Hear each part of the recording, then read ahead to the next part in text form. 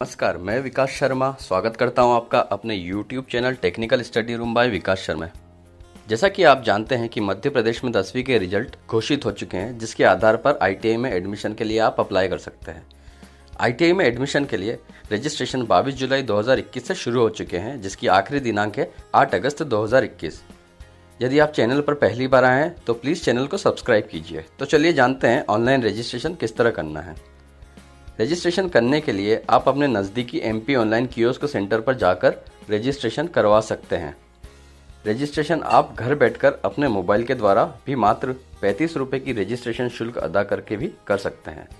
Registration करने के लिए आपको iti.mponline.gov.in पर जाना होगा। लिंक आपको चैनल के डिस्क्रिप्शन पर भी मिल जाएगी।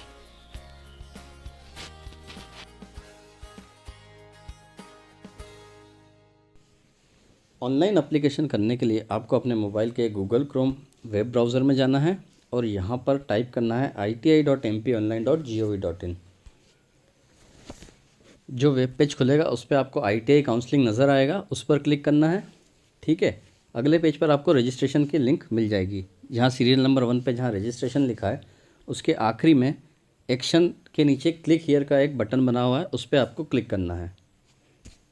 क्लिक करने के बाद आपको रजिस्ट्रेशन फॉर्म का जो आपका पहला पेज है वो खुल जाएगा। ठीक है, रजिस्ट्रेशन करने के पहले आप अपने फ़ोटोग्राफ और सिग्नेचर का एक 200 KB से कम का स्कैन कॉपी तैयार रखें, क्योंकि वो हमको फॉर्म में अपलोड करना पड़ेगा।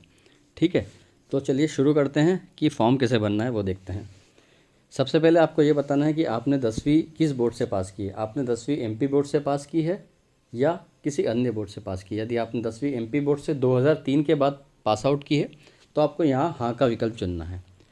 यदि आपने 10वीं किसी अन्य बोर्ड से पास की है तो आपको यहाँ पे नहीं का विकल्प चुनकर आगे बढ़ना है। ठीक है, तो हम यहाँ पर हाँ चुनते हैं। आपको सबसे पहले आपकी 10वीं की जो ईयर ऑफ पासिंग है, जिस वर्ष में आपने 10वीं पास की है वो बताना है और आपकी 10वीं का रोल नंबर यहाँ पर एंटर करना है। एंटर करने के बाद चेक डिटेल्स पर क्लिक करेंगे तो आपके स्क्रीन पर जो है आपकी डिटेल्स आपको नज़र आ जाएगी। यदि ये डिटेल्स करेक्ट है तो आपको verify details and proceed to registration पर क्लिक करके आगे बढ़ना है।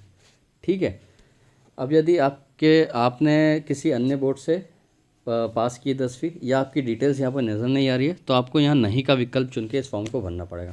तो चलिए वो देखते हैं वो कैसे करना है। हम फिर से इस पर जाएंगे, यहाँ लिखेंगे iti.mponline.gov.in। ITI काउंसलिंग पर जाएंगे, रजिस्ट्रेशन पर जाएंगे और यहाँ नहीं का विकल्प चुनेंगे। ठीक है, कृपया नया आवेदन पत्र भरें, यहाँ ओके पर क्लिक करेंगे तो यहाँ आवेदन फॉर्म खुल जाएगा। ठीक है, अब फॉर्म में डिटेल्स पहले से होगी यदि आपने हाँ करके वेरीफाई करके आप यहाँ तक आए होंगे तो, लेकिन हम नहीं करके आए हैं तो ये डिटेल्स सारी हमको भरनी पड़ेगी।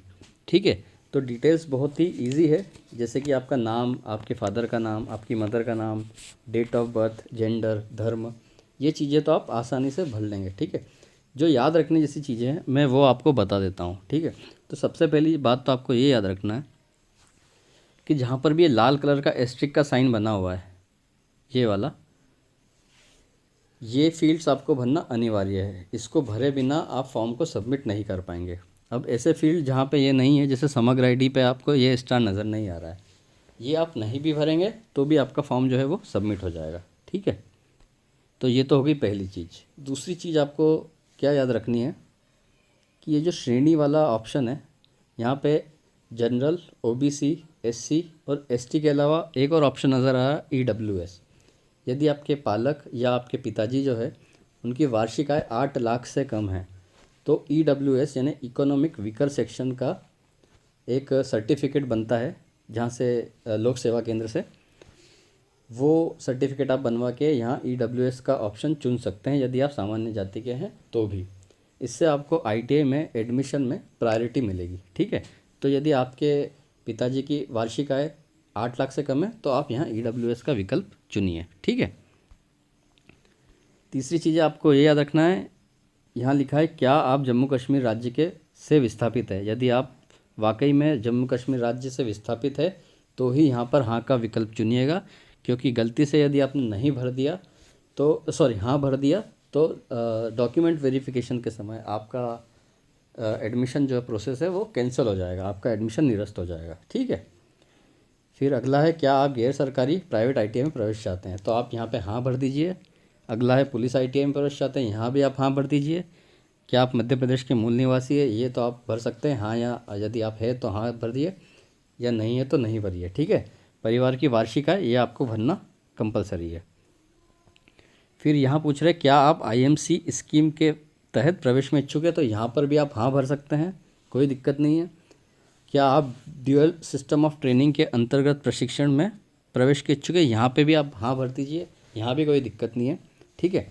इसके अगला जो सेक्शन है जहाँ पे वर्ग और विशेष श्रेणी लिखा हुआ है, इसमें से आप जिस भी श्रेणी में आते हैं, यदि आते हैं तो ही इस पर टिक कीजिएगा। ठीक है। जैसे आप विकलांग हैं या आपके पास स्वतंत्रता संग्राम सेनानी का सर्टिफिकेट है आपके घर में किसी के पास, तो ही आप इस पर टिक कीजिएगा। खास करके ये एनसीसी वाला जो सेक्शन है, जो बच्चे गलती से टिक कर देते हैं और फिर उनको एडमिशन तो मतलब अलॉट हो जाता है, लेकिन डॉक्यूमेंट वेरिफिकेशन के समय उनका एडमिशन कैंसिल हो जाता है।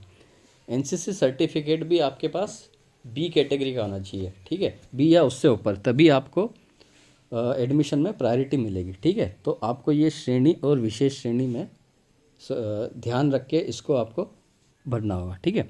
अगला है शैक्षणिक विवरण। शैक्षणिक विवरण यदि आपने डिटेल्स पहले से वेरीफाई किए तो यहाँ ये आपको भरी हुई मिल जाएगी, और यदि आपने इस नहीं करके इस तरह से इस फॉर्म को भरेंगे तो ये आपको भरना पड़ेगा। ठीक है। इसमें कुछ भी नहीं है। सबसे पहला है विषय।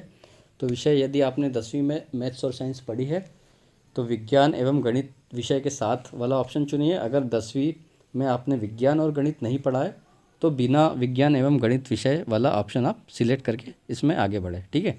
अगला है बोर्ड, आपने किस विश्वविद्यालय से पास किया है। अंक प्रणाली, मतलब आपने आपके परसेंटेज है या ग्रेड है, आपको ये बताना है। ठीक है। आपको पूर्णांक और प्राप्तांक बताना है।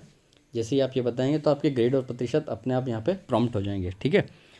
उत्तीर्ण वर्ष, यानी आपने किस वर्ष में 10वीं पास की है, और आपका रोल नंबर। ठीक है। तो इसमें जो पहला वाला है 10वीं वाला, ये तो आपको भरना ही भरना है। ठीक है। 12वीं, स्नातक और स्नातकोत्तर, मतलब कि 12th, ग्रेजुएशन और पोस्ट ग्रेजुएशन आप नहीं भी भरना चाहे तो भी कोई बात नहीं, और भरना चाहे तो भर सकते हैं। ठीक है। इसके बाद अगला है वर्तमान पता और स्थायी पता। ठीक है। तो आप अपने यहाँ पे पता डाल दीजिए। यदि आपका एक ही पता है तो वर्तमान पता और स्थायी पता समान है तो क्लिक करे पर क्लिक कर दीजिए। ठीक है। आखिरी में आपको अपना मोबाइल नंबर देना है, तो आप मोबाइल नंबर वही यूज़ कीजिए जो आपका परमानेंट हो, क्योंकि ये आईटीआई एडमिशन के बाद आपके आईटीआई होने तक आपके काम आएगा। ठीक है। इसमें आप 2 मोबाइल नंबर दे सकते हो, एक देना अनिवार्य है, और ईमेल आईडी भी आप दे सकते हो अपनी। ठीक है। ये सब भरने के बाद आपको यहाँ पर घोषणा पे क्लिक करना है, और आखिरी में ये जो कैप्चा आएगा, जैसे यहाँ पर कुछ भी आ सकता है, यहाँ पे 47+8 दिया हुआ है, इसको मैं 55 भर के यहाँ पर सबमिट पर क्लिक कर दूँगा। ठीक है। तो ये फॉर्म इस तरह से भरना है। क्या क्या याद कर रखने जैसी चीज़ें, एक तो ये वर्ग और विशेष श्रेणी, और जम्मू कश्मीर के निवासी है या नहीं, यहाँ पे आप ध्यान से इसको भरिए। ठीक है। फॉर्म भरते समय यदि आप ऑपरेटर से फॉर्म भरवा रहे हैं एमपी ऑनलाइन कियोस्क पे, तो एक बार डिटेल ज़रूर चेक कर लीजिए फॉर्म भरने के पहले। ठीक है। चलिए मैं फॉर्म भर लेता हूँ, और फिर इसकी जो अगली स्टेप होगी वो आपको फॉर्म भर के बताता हूँ। तो चलिए मैंने फॉर्म भर लिया है, और मैं यहाँ घोषणा पर क्लिक करता हूँ। यहाँ 35+1 36 डाल के सबमिट करूँगा।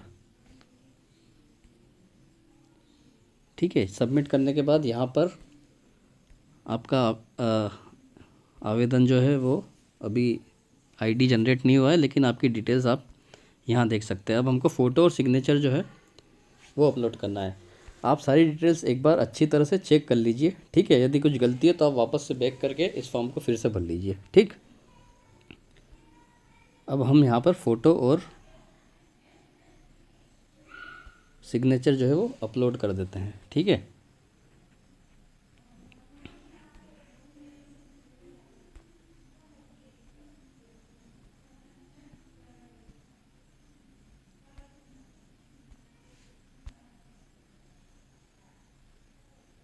याद रखिए फ़ोटो और सिग्नेचर जो है वो आपका 200 KB से कम होना चाहिए।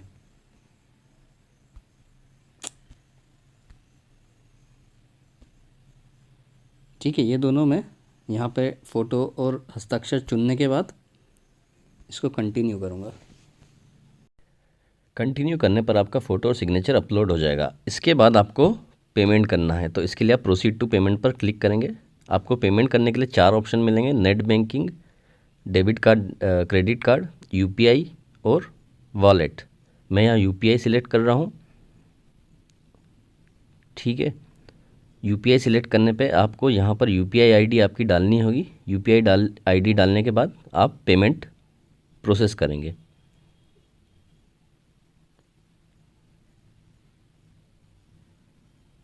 पेमेंट कंप्लीट होने के बाद आपका एप्लीकेशन आईडी और पासवर्ड जनरेट होगा, जो कि टेम्परेरी होगा।